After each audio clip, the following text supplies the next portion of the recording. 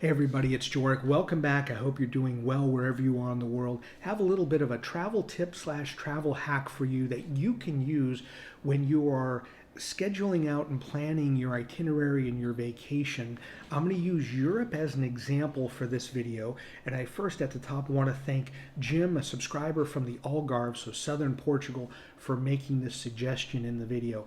And it's basically a way for you to be able to travel around the world and save a little money by maybe using smaller airports and discounted airlines that go in and out of those airports. I'm going to use Europe as the example, but you could use anywhere as an example. And we're going to be using Wikipedia for most of this information here. So let's give you a scenario. You want to come to Europe for a couple of weeks and you're going to be flying into, let's say, Italy, Rome, or Milan, but you want to visit other countries and other cities. Most likely, let's say if you're coming from the US or Canada, you're going to be flying into Rome or Milan airports. Those are usually the two most prevalent airports that have, let's say, direct flights from North America. But there are other smaller airports that you might be able to use once you're in Italy to fly around to other parts of Italy or to France, Germany, Greece, Portugal, wherever you're considering. So as an example here, let's say you fly into Milan, which is in northern Italy, and you want to be able to get around other parts of Europe in your trip. You may want to look at this as an option as you're planning costs and you're budgeting for what you want to do. So in northern Italy, there's also the city of Bergamo. So what I want you to do is go to Wikipedia and check out Bergamo's page. Pretty simple when you see it. And when you go to the Bergamo Wikipedia page, scroll down to where you get to transportation and it'll talk about options. And in there will be airports. And when you click on the airport, shows you very simple, a little background and history about the Bergamo airport. And what it will do is it'll show you destinations of all the airlines that fly in and out of their airport, as well as the destinations.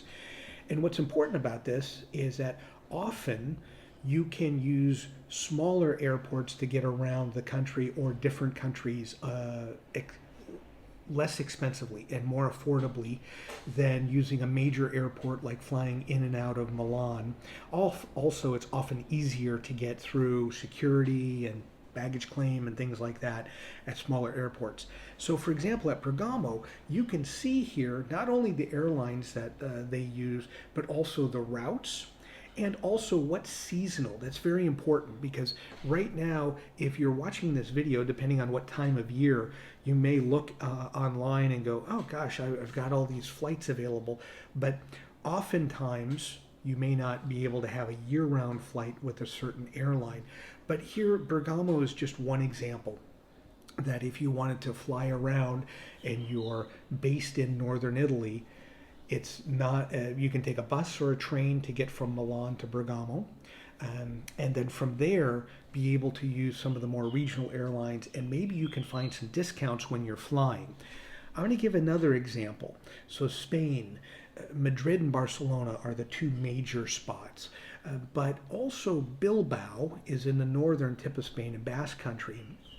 I just picked that as an example because oftentimes people will go there for a couple of days, but if you go to Bilbao's Wikipedia page and then go to Bilbao's airport and then their destinations, you will also see more information about where you can fly in and out of Bilbao to international cities, not just Spain, but around Europe, as well as the UK, Scandinavian countries. And that may be an option for you to actually catch a train. Let's say you're in Madrid. Barcelona would be a little difficult, but let's say you're in Madrid and you trained or bused up to Bilbao. It may be worth it to be able to use Bilbao airport to get in and around to different places in Europe. And then lastly, I'm going to go where subscriber Jim, near where he's from, in Faro, Portugal. Most likely, if you're flying into Portugal from North America, you're coming into Porto or Lisbon. But Faro also has an international airport. Seasonally, there may be some flights from North America. But if you go to Faro's page on Wikipedia. Then you go to Faro Airport and you scroll down and look at the airlines and destinations. Again, you'll see all the different airlines. And what the main point I want you to get out of this video is that there's a whole lot more airlines in Europe than what you may know of coming from North America, let's say US. And this can again be applied to anywhere, Asia, South America, Africa. But you may just be used to seeing KLM or Lufthansa or TAP Portugal, Air France, British Airways, and those may be the big airlines that you're familiar with. But there's dozens of smaller airlines and more regional, and that you may be able to get from one destination to another, smaller cities. So we're talking third, fifth, 10th cities, not first and second cities in countries, to be able to explore and get around more affordably. Now, yes, you still have to get to those locations, but where I also want to go with this is, for example, in Portugal, there are many people that fly into Lisbon and Porto and then either fly down or train or bus to the Algarve region where Faro is. And if you're there for a week or two and you want to fly to, let's say you want to spend a couple of days in Rome or to Paris or to London, many people think that they have to train or bus back to, let's say, Lisbon, which is 2.5 hours, and then get on a plane and go. Where that's not the case. Often, Faro has many destinations.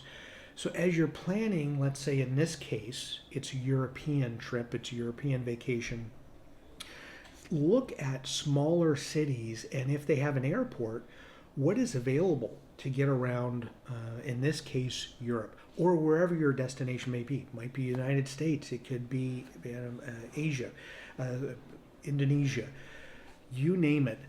Using Wikipedia, looking for different cities that you may want to visit, and then if they have an airport, what airlines are used, and also what might be year-round service as well as seasonal service is very important, and a great way to maybe get more in your travel.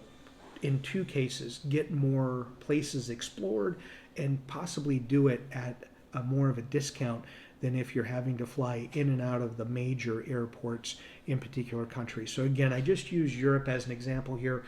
You can use any place as an example, but since most of the people that watch this video are from the US and Canada, and Europe is a popular destination, I wanted to get this information out. So please use Wikipedia, look at the airlines and destinations and the cities you're looking to visit, and maybe the off the beaten path, not the major cities, can give you better deals that it's worth busting your training to get to those places to fly in and out of other parts of Europe, and give yourself a more well-rounded and more well-rounded travel experience than maybe what you had originally planned. So hopefully, and you're doing the planning stages, please consider this. Thanks again, Jim, for bringing this up as an option. As always, enjoy your travels. Have a great day.